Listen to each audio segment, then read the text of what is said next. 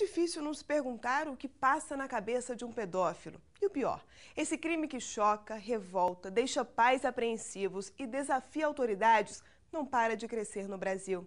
Veja na reportagem de Viviane Rosa que caminhos têm sido adotados para combater a prática. Não existe um perfil definido. Pedófilos podem sentir atração sexual apenas por crianças, podem ser casados, ter filhos, enfim, ser alguém acima de qualquer suspeita.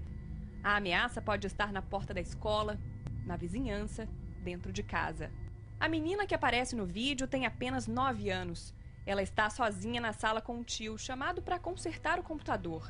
Sem saber que está sendo filmado, ele abraça e beija a sobrinha. Depois, coloca a mão dentro da saia dela. Em seguida, o homem pede para a menina guardar segredo. As imagens foram gravadas pelo pai da criança, que desconfiava do cunhado. O vídeo foi entregue à polícia e o técnico de informática, que é casado e tem um filho, foi preso por atentado violento ao pudor. É difícil acreditar, mas cenas como a que aparece no vídeo são mais comuns do que se imagina. O lugar onde as crianças deveriam estar mais protegidas, geralmente é o que oferece o maior perigo. A estimativa é que a cada dia 165 crianças ou adolescentes sejam vítimas de abuso sexual no Brasil. A esmagadora maioria dos crimes acontece dentro de casa. As denúncias mostram que as carícias obscenas e os estupros costumam partir do tio, irmão, avô, padrasto e, na maior parte das vezes, do pai.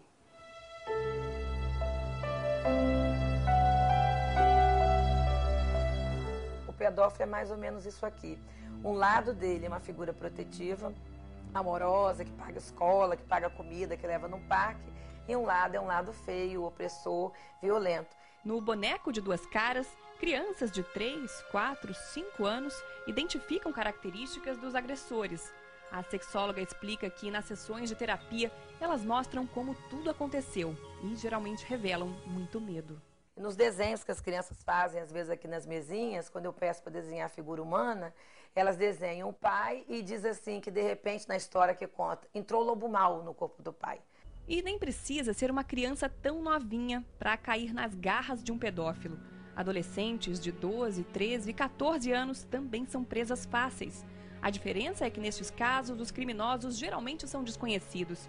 E é na porta da escola que esses meninos e meninas costumam ser abordados. Essas pessoas nem sempre estão interessadas em sexo. Como muitas quadrilhas espalhadas pelo mundo, esses 3 estrangeiros que aliciaram 24 meninas em Friburgo, no Rio de Janeiro, queriam ganhar dinheiro. O Via Legal mostrou essa história há 2 anos, quando o caso foi julgado pela Justiça Federal. Oferecia dinheiro para elas irem tirar fotos com lingerie.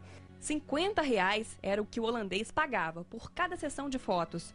Quem levasse uma amiga recebia R$25 de gratificação. Resultado, ele montou um álbum farto de pornografia infantil e passou a vender as fotos na internet. Essas meninas tinham 13 anos quando foram induzidas a posar nuas ao lado de outras menores, fazendo cenas até de sadomasoquismo. Muita gente viu as fotos na pequena cidade e elas nunca mais tiveram paz. Hoje eu passo na rua, no lugar onde eu moro, as pessoas comentam, falam, fazem gracinhas. A quadrilha só foi descoberta quando a família de uma das meninas procurou a polícia. Na época, os policiais que investigaram o crime admitiram. Sem a denúncia, seria impossível chegar aos criminosos.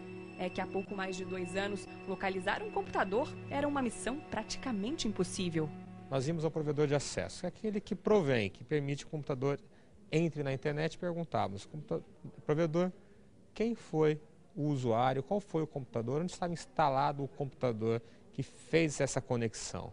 Ele respondia que após intensas e complexas pesquisas não tinha informação e dessa forma a nossa investigação então era arquivada. E o Estado brasileiro ficava indefeso diante da prática de crimes de naturezas gravíssimas. Neste seminário que reuniu especialistas no tema na Justiça Federal do Rio de Janeiro, o delegado lembrou que depois de muita negociação, a polícia conseguiu convencer os provedores a armazenar os dados dos usuários. Apesar desse avanço, colocar pedófilos e vendedores de pornografia infantil atrás das grades ainda é uma tarefa que dura meses. Os policiais dizem que as ferramentas de investigação são precárias e não permitem uma ação eficiente. Porque as provas que ficam armazenadas, por exemplo, num computador, elas são muito voláteis. Então, quanto mais demora a houver, menos a polícia vai poder agir. Quando o caso chega ao judiciário, mais desafios. Os responsáveis pelo julgamento muitas vezes se veem diante de alguns impasses. Para este juiz federal, a lei é rigorosa demais em alguns pontos e omissa em outros. A lei não faz a distinção entre criança e adolescente quanto a essa posse na graduação da pena. A lei não faz uma distinção entre o tipo de pessoa que armazena esse material. Atualizar a lei e investir em ferramentas mais modernas de investigação. Duas providências consideradas fundamentais para que polícia e judiciário possam frear essa escalada de crimes cibernéticos contra crianças e adolescentes. Algumas das mudanças já foram feitas com a instalação da CPI da pedofilia. Hoje, a pena de até 8 anos de prisão alcança não só internautas que trocam e espalham pornografia infantil na rede, mas também quem armazena fotos e vídeos em qualquer equipamento eletrônico. Um levantamento feito nos Estados Unidos revelou que 90% das pessoas que baixam vídeos e fotos de sexo com criança procuram fazer contato com meninos e meninas na rede.